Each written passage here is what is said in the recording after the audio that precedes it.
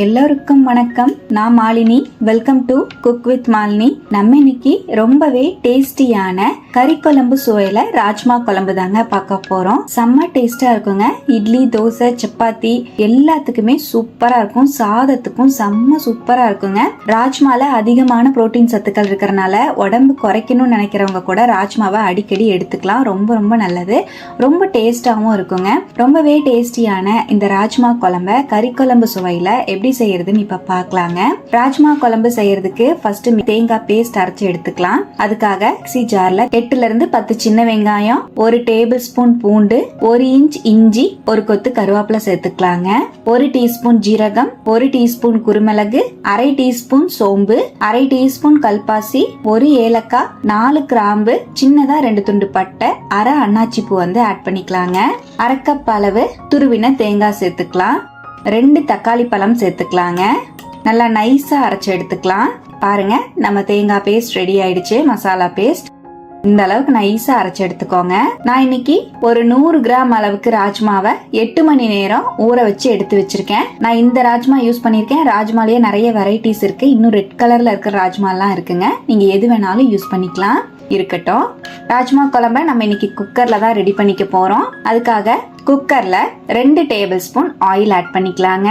1 பிரியாணி இலை, 1/2 டீஸ்பூன் சோம்பு, சின்னதா 2 துண்டு பட்டை, 2 கிராம்பு சேர்த்துக்கலாம்.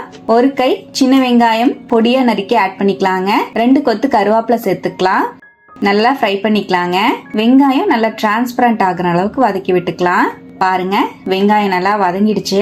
இதோடவே நம்ம அரைச்சு வச்சிருக்கிற தேங்காய் பேஸ்ட சேர்த்துக்கலாம். நல்லா ஒரு வாட்டி கலந்து விட்டுட்டு இதோடவே 2.5 டீஸ்பூன் கொத்தமல்லி பொடி, 2 டீஸ்பூன் மிளகாய் பொடி சேர்த்துக்கலாம். மிளகாய் பொடி மட்டும் உங்க காரத்துக்கு தகுந்த மாதிரி சேர்த்துக்கோங்க. 1/2 டீஸ்பூன் மஞ்சள் பொடி சேர்த்துக்கலாம். நல்லா மிக்ஸ் பண்ணிக்கலாம். நம்ம எல்லா பொருளையுமே பச்சையா அரைச்சு சேர்த்திருக்கோம். அதனால ஹை ஃப்ளேம்ல வச்சு 1 நிமிஷத்துல இருந்து 2 நிமிஷம் நல்லா கலந்து விடுங்க. நல்லா இந்த மாதிரி சுருள மசாலா கலந்து விட்டுட்டு இதோடவே நம்ம ஊற வச்சிருக்கிற ராஜ்மாவை சேர்த்துக்கலாம். 2 உருளைக்கிழங்க கொஞ்சம் பெரிய சைஸா கட் பண்ணி சேர்த்துக்கலாம். ராஜ்மா வேகும் போது உருளைக்கிழங்கும் வெந்து வந்துடும். ரொம்ப சாஃப்ட் ஆக கூடாதுங்கறனால நான் பெருசா கட் பண்ணி போட்டிருக்கேன். நல்லா மிக்ஸ் பண்ணிக்கலாங்க.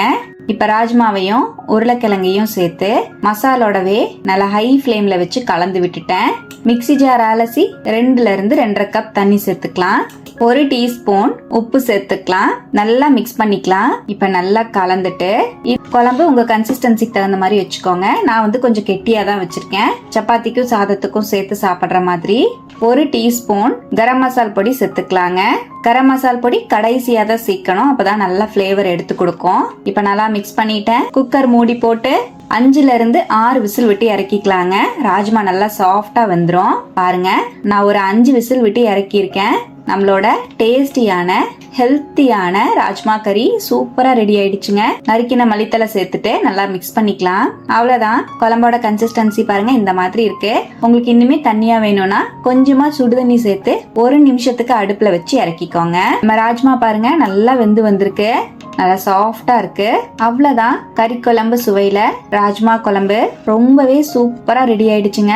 சுட சுட சாதத்துக்கும் சப்பாத்திக்கும் தோசை இட்லிக்கும் சூப்பரா இருக்கும். கண்டிப்பா இதே போல இந்த ராஜ்மா குழம்ப நீங்களும் ட்ரை பண்ணி பாருங்க. ட்ரை பண்ணி பார்த்துட்டு எப்படி வந்ததுன்னு மறக்காம என் கூட ஷேர் பண்ணுங்க. நம்ம சேனலுக்கு இப்பதான் ஃபர்ஸ்ட் டைமா வந்திருக்கீங்கன்னா சப்ஸ்கிரைப் பண்ணிக்கோங்க. லைக் பண்ணுங்க. ஃப்ரெண்ட்ஸ் அண்ட் ஃபேமிலியோட ஷேர் பண்ண மறக்காதீங்க ஃப்ரெண்ட்ஸ். தேங்க்யூ.